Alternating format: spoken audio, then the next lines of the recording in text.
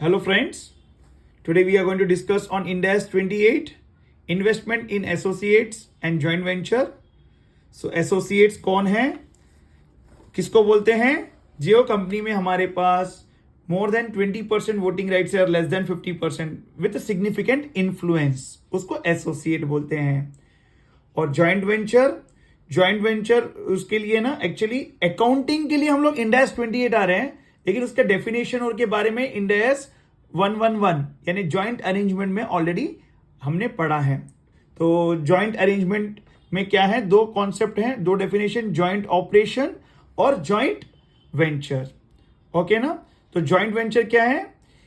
It is structure with a separate legal entities and parties have parties को क्या होता है, have the rights in net assets, that is joint venture. और joint operation का तीन definition है. Any one of it should meet then it is a joint operation. अगर वो जॉइंट ऑपरेशन मीट नहीं होता है बट वो जॉइंट अरेंजमेंट है बट जॉइंट ऑपरेशन मीट नहीं होता है, then it is called joint venture. Joint operation के डेफिनेशन क्या है? It is structure that it is not structured to have separate legal entity, first one. Second, it is structure with separate legal entity, and each party have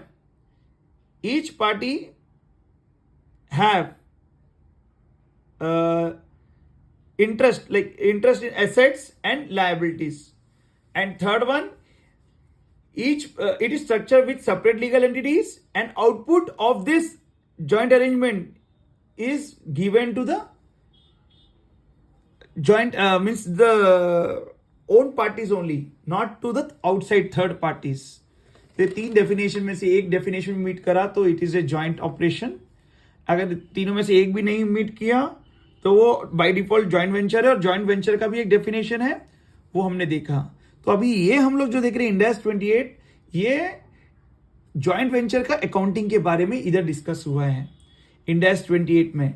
तो end AS 28 क्या है? Investment in associates and joint venture. इसमें जो दो बहुत important topic जो जिसपे sums regularly आते हैं वो एक है equity method and loss making associates. तो मैं अभी एक सम बताता हूं, आप लोग को डिस्कस करेंगे लॉस मेकिंग एसोसिएट्स पे.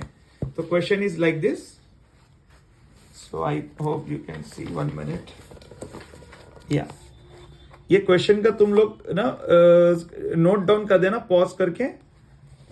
या ये क्वेश्चन है illustration 15. You can see loss making associates पे इक्विटी शेयर्स है, प्रेफरेंस शेयर्स. ये देखो question. Okay, following table summarises. इसको तुम पॉज करके नोट डाउन कर लेना ये सम करने से पहले. इसका पीछे का पार्ट भी बताता हूं. Then we'll start solving how to solve such sum, loss making associates. बहुत इंटरेस्टिंग सम है. तो ये क्वेश्चन है. ओके, सो क्वेश्चन पॉज करके तुम लोग इसको करना है. मैं क्वेश्चन जस्ट पढ़ता हूं.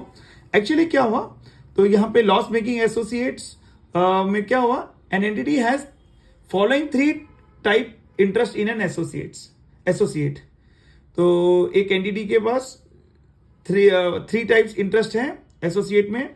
एक है इक्विटी शेयर्स, प्रेफरेंस शेयर्स और लॉन्ग टर्म लोन. तो इक्विटी शेयर्स में कितना है इंटरेस्ट, इसलिए एसोसिएट क्यों बना?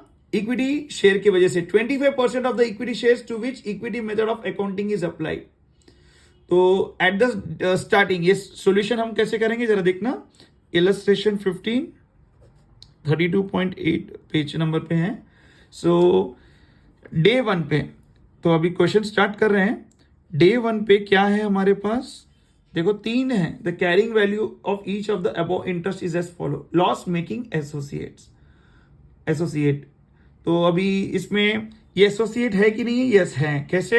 25% हमारा इसमें सिग्निफिकेंट इंफ्लुएंस है इक्विटी शेयर्स में, तो ये एसोसिएट है. ओके, तो अभी इसमें इक्विटी शेयर डे 1 पे उसका इन्वेस्टमेंट इन इक्विटी शेयर है हमारे पास. ये एसोसिएट के कितने का है? 10 लाख. ओके ना. और इन्वेस्टमेंट इन प्रेफरेंस शेयर्स है डे 1 पे प्रेफरेंस शेयर 5 lakhs और investment in long term loan.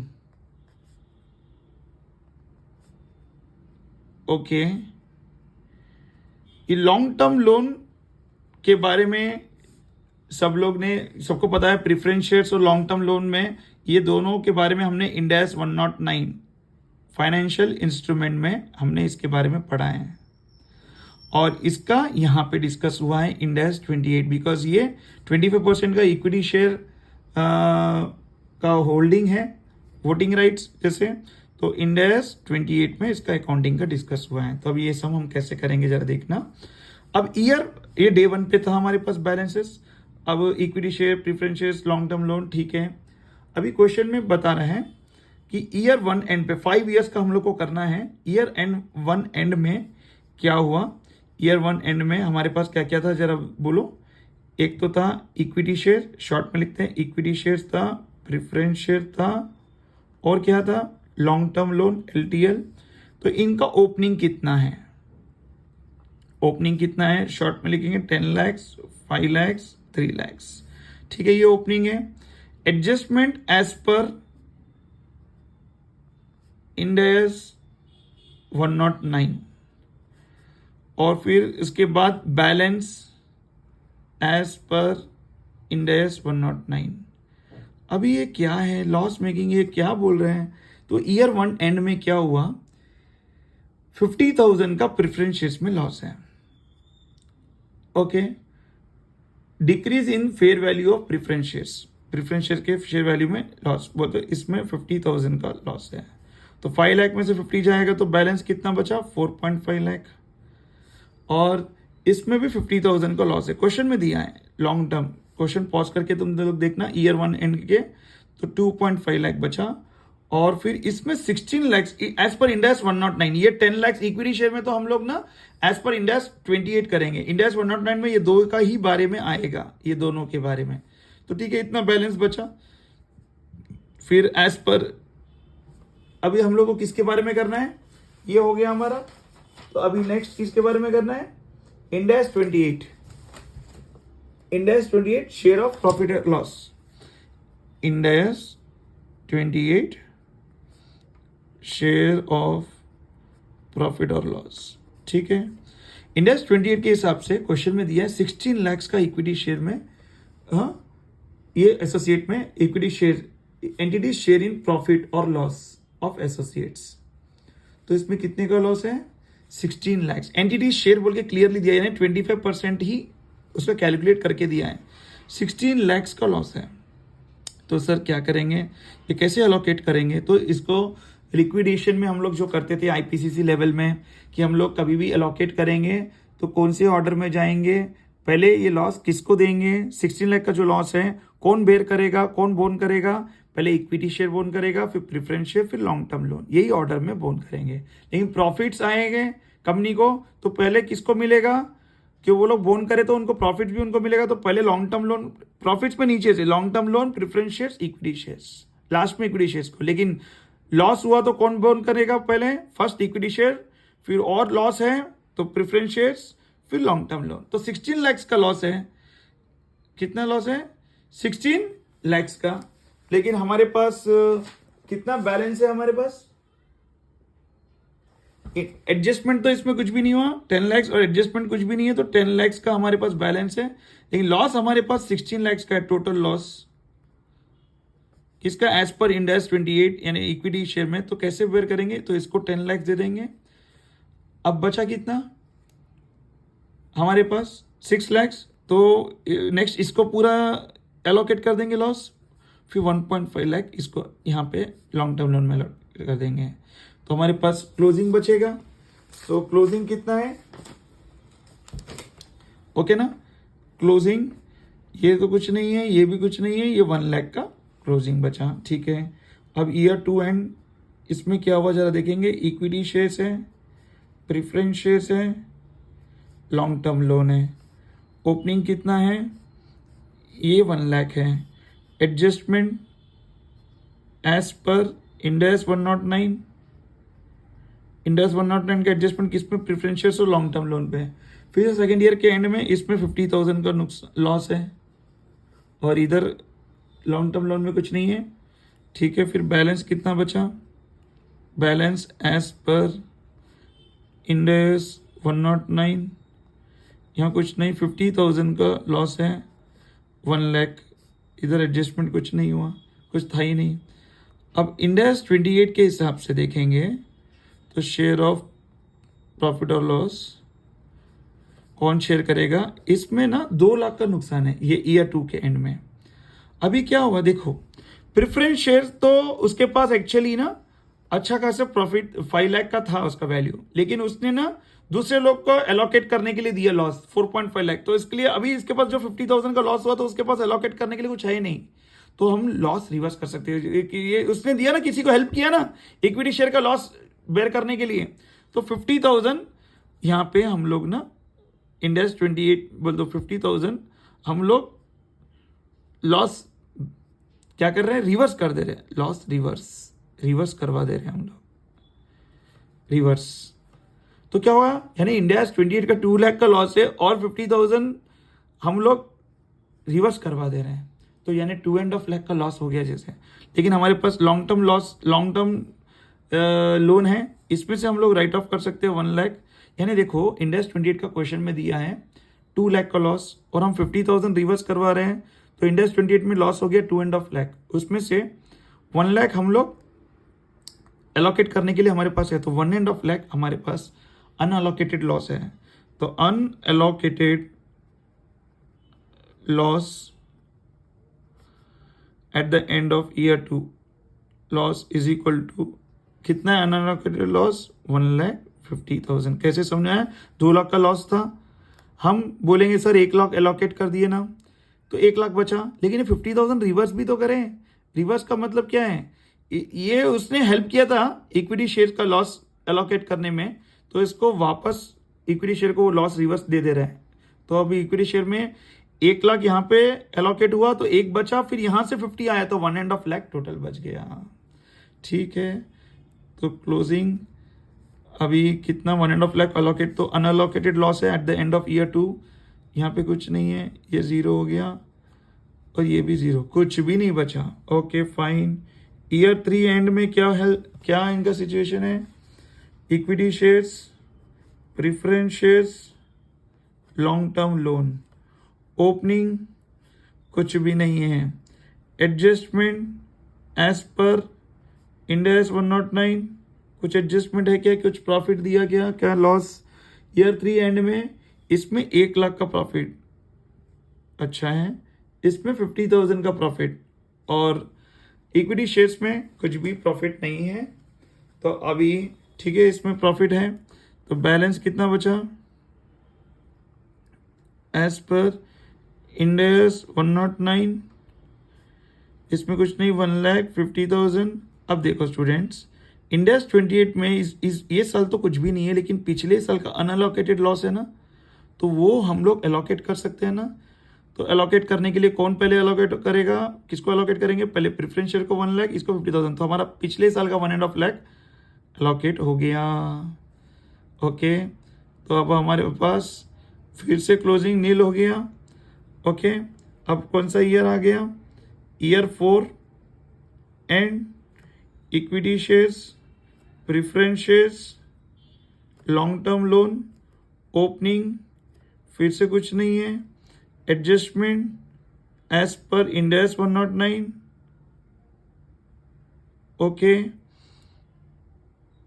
अभी बहुत इंटरेस्टिंग है स्टूडेंट, अभी ये साल ना बहुत अच्छा लगेगा। देखो इसको 50,000 का प्रॉफिट हुआ, किसको, प्रेफरेंस शेयर्स को। ओके, और इनका कुछ इंडेस में तो होता नहीं है, किसका, इक्विटी शेयर्स का। बैलेंस एज पर नहीं, बैलेंस आफ्टर, एक्चुअली यहाँ ना आफ्टर आना चाहिए, आफ्टर इंडेस 109, तो इधर कुछ नहीं है, इधर 50 के है, इधर कुछ नहीं है। इंडेस 28 में ये साल 10 लाख का प्रॉफिट हुआ इसके हिसाब से, यानी एलोकेट कैसे करेंगे 10 लाख, तो इसके लिए वर्किंग नोट बनाएंगे। पहले देखो एलोकेट करना है प्रॉफिट 10 लाख पूरा का पूरा इक्विटी शेयर को नहीं मिलेगा, पहले लॉन्ग टर्म लोन को मिलेगा, फिर प्रेफरेंस शेयर, फिर बैलेंस बचे तो इक्विटी शेयर। तो लॉन्ग टर्म लोन में अभी तक लॉस कितना हुआ स्टूडेंट्स, अगर तुम देखें तो फर्स्ट ईयर में लॉन्ग टर्म लोन में 1.5 लाख का लॉस उसमें एलोकेट किया था हमने, किसका, इक्विटी शेयर का। फिर 1 लाख, 2.5 लाख, फिर 50,000, टोटल 3 लाख का लॉस हमने लॉन्ग टर्म लोन में इक्विटी शेयर का एलोकेट किया। तो अब जब इक्विटी शेयर में प्रॉफिट आया तो पहले 3 लाख वो हम लोग उसको देंगे लॉन्ग टर्म लोन में। और फिर प्रीफरेंस शेयर्स में 4.5 लाख का लॉस है, फिर 50,000 रिवर्सल हुआ तो 44 लाख, फिर 1 लाख, 5 लाख, तो 5 लाख इधर देंगे। तो 10 लाख जो प्रॉफिट हुआ 3 लाख लॉन्ग टर्म लोन में हम रिवर्स करेंगे, प्रॉफिट है ना, रिवर्स नहीं वो तो लॉन्ग टर्म लोन में एडजस्ट करेंगे। फिर उसके बाद प्रेफरेंस शेयर में 5 लाख, फिर बच गए तो 2 लाख इक्विटी शेयर को देंगे। तो वही वर्किंग नोट में बनाने के लिए बोल रहा था, वर्किंग नोट। तो कैसे बनाएंगे जरा देखना, ईयर 1, ईयर 2, 3 ही साल हुए ना अभी तक। प्रेफरेंस शेयर्स ने ईयर 1 में कितना लॉस, 4.5 लाख। ईयर 2 में तो उसको प्रॉफिट रिवर्स 4 लाख हो गया, फिर 1 लाख का उन्होंने उसमें एलोकेट किया था हमने। लॉन्ग टर्म लोन में कितना हुआ, 1.5, 150, 1.5 लाख, 1 लाख 50,000, इतना। इन्हें टोटल कितना हमने एलोकेट किया इनमें, इसमें किया 5 लाख, इसमें किया 3 लाख। इसी वे में फिर से जो प्रॉफिट हुआ था इक्विटी शेयर में वैसे ही उनको वापस क्रेडिट कर देंगे। तो प्रेफरेंस शेयर में लॉन्ग टर्म लोन में कितना, 3 लाख, 5 लाख इधर, तो 8 हो गया। 10 लाख का प्रॉफिट हुआ ना, तो 2 लाख ही इक्विटी शेयर्स को मिलेगा। तो क्लोजिंग कितना है देखो, तो इसका प्रॉफिट 2 लाख, ये हो गया 5.5 लाख, ये 3 लाख। ओके, अब ईयर 5 एंड ईयर 5 एंड, तो उसमें opening adjustment as per Ind AS 109, फिर बैलेंस आफ्टर आना चाहिए, एज पर नहीं, हाँ आफ्टर इंड AS 109 का एडजस्टमेंट होने के बाद फिर Ind AS 28 share of profit और लॉस, फिर क्लोजिंग, यही तो था ना।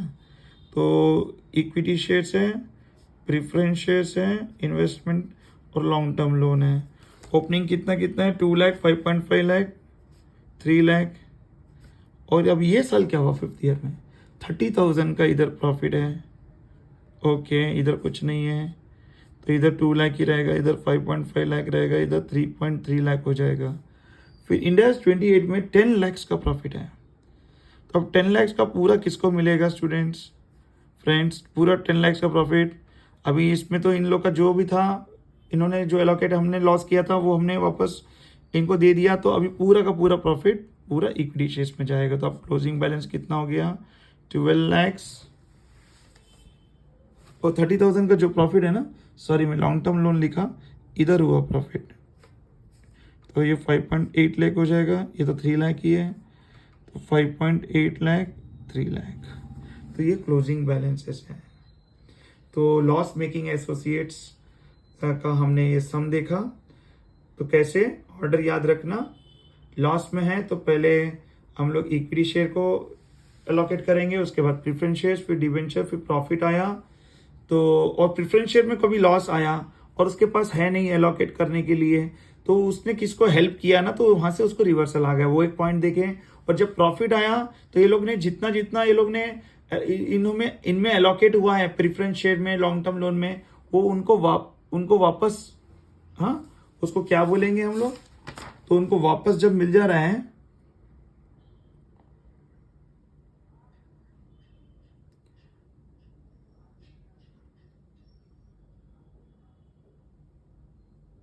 तो हम लोग एलोकेट कितना कर रहे प्रॉफिट, प्रीवियसली वो लोग ने कितना एलोकेट किया हमने उसमें लॉसेस, तो उतना उनको प्रॉफिट। लेकिन ऑर्डर कौन सा है, लॉन्ग टर्म लोन, पहले उसको 3 लाख देंगे, फिर प्रेफरेंस शेयर्स को देंगे 5 लाख, 3 लाख, फिर 5 लाख, उसके बाद बच गया सो प्रॉफिट हम लोग इक्विटी शेयर्स को एलोकेट कर रहे हैं.